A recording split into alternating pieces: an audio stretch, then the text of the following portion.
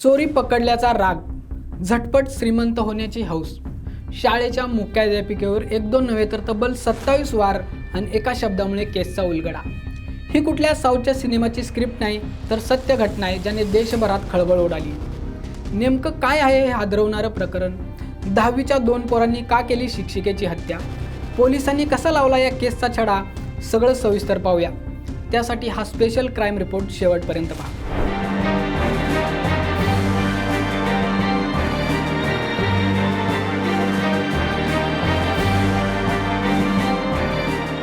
नमस्कार, मी गंगाप्पा पुजारी. तुम्ही पाहता NDTV मराठी. घटना आहे तेलंगणातील नलगोंडा जिल्ह्याची. रूपा रेड्डी रामार्जुन ग्रामर कॉन्सेप्ट स्कूलच्या मुख्याध्यापिका. त्या त्यांच्या पतीसोबत कोंडामल्लीपल्ली भागात राहायच्या. 11 ऑगस्टचा तो दिवस. पती कामानिमित्त बाहेर गेले होते आणि रूपा रेड्डी घरात एकट्याच होत्या. दिवसभर पतीने त्यांना अनेक कॉल केले, पण पलीकडून कोणताही प्रतिसाद आला नाही. पतीच्या मनात शंका आली म्हणून त्यांनी शेजाऱ्यांना घरी धाडलं, पण आतून कसलाच आवाज आला नाही. शेवटी पोलिसांनी घटनेची माहिती करून दिली. दरवाजा तोडून पोलीस घरात शिरले आणि समोरचं दृश्य पाहून सगळेच हादरले. रूपा रेड्डी रक्ताच्या थारोळ्यात पडल्या होत्या. त्यांच्या शरीरावर धारदार शस्त्राचे तब्बल 27 वार होते. घटनास्थळ पाहून पोलिसांनी सुरुवातीला हा चोरीच्या उद्देशाने झालेला खून असल्याचा अंदाज बांधला आणि त्या दिशेने तपास सुरू केला. पण तपास करत असताना या प्रकरणात एका शब्दाने भयंकर ट्विस्ट आणला. तपासात निष्पन्न झालं की हत्येच्या अगदी काही क्षण आधी रूपा रेड्डी या त्यांच्या मावशीसोबत फोनवर बोलत होत्या. बोलता बोलता अचानक फोन कट झाला. पण फोन कट होण्यापूर्वी रूपा रेड्डी यांच्या तोंडातून बाबू हा शेवटचा शब्द बाहेर पडला होता. बाबू हा शब्द सहसा लहान मुलांसाठी किंवा विद्यार्थ्यांसाठी प्रेमाने वापरला जातो. हाच तो धागा होता ज्याने तपासाची दिशाच बदलून टाकली. सराईत गुन्हेगारांचा शोध घेणारा पोलीस आता थेट रूपा रेड्डी यांच्या शाळेतील विद्यार्थ्यांकडे वळलं. नेमकं याच वेळी शाळेतल्या 2 विद्यार्थ्यांच्या वागण्यात झालेला अचानक बदल पोलिसांच्या नजरेत भरला. हत्येनंतर अवघ्या काही दिवसातच हे 2 विद्यार्थी आपल्या मित्रांना महागड्या पार्ट्या देऊ लागले होते. पैशांची बेसुमार उधळपट्टी सुरू होती. पोलिसांनी क्षणाचाही विलंब न लावता या दोन्ही अल्पवयीन विद्यार्थ्यांना ताब्यात घेतलं. झडती घेतली. यात एका विद्यार्थ्याकडे तब्बल 1,51,000 रुपयांची रोख रक्कम आणि एक महागडा आयफोन सापडला.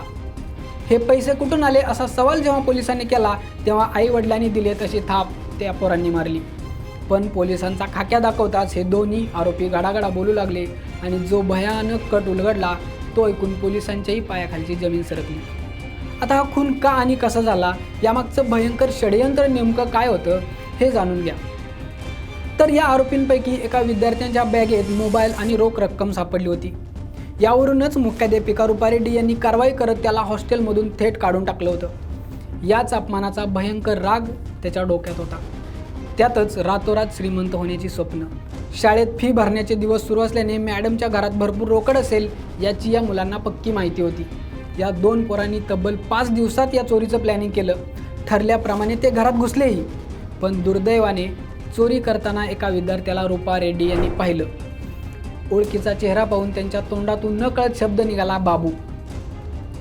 आपण चोरी करताना रंगेहात पकडलं गेलो आणि आपला आता बिंग फुटणार या कल्पनेने त्या मुलांच्या डोक्यात सैतान संचारला.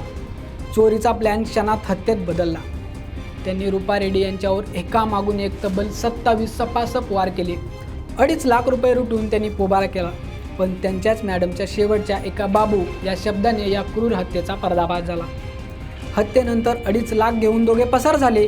मात्र एका शब्दाने त्यांचं क्रूर कृत्य समोर आलं. सध्या दोघांनाही सुधारगृहात पाठवण्यात आले. पण या घटनेने समाजासमोर मोठे प्रश्न उभे राहिलेत. 15-16 वर्षांच्या मुलांमध्ये इतकी क्रूरता आली कुठून?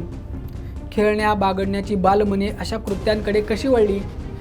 आपलं आयुष्य घडवणाऱ्या शिक्षकांना संपवण्याची हिंमतच येते कशी?